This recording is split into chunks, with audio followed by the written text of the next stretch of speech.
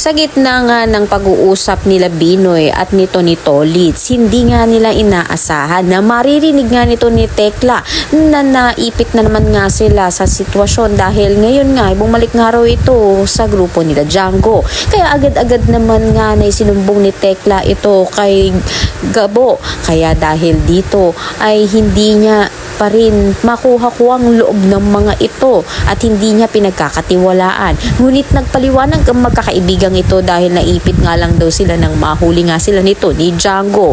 Ngunit ang katapatan nga raw nila ay nakay Gabo pa rin. Sa kabilang banda naman nga ay magpapatuloy nga matinding haplan sa pagitan nga nito ni Samantha at ang grupo nito ni Lucas dahil walang kamalay-malay ito nga si Samantha. Natatambangan nga siya nito ni Lucas at maghihiganti.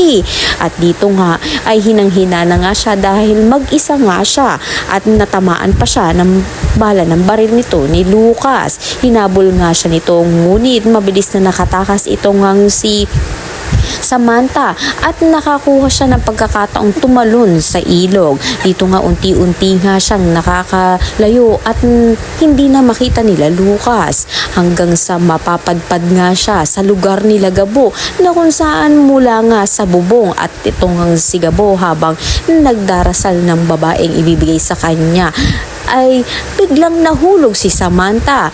Laking gulat nito ni Gabo nang mabilis nga ibinigay nga raw sa kanya na Panginoon ang kanyang dalangin.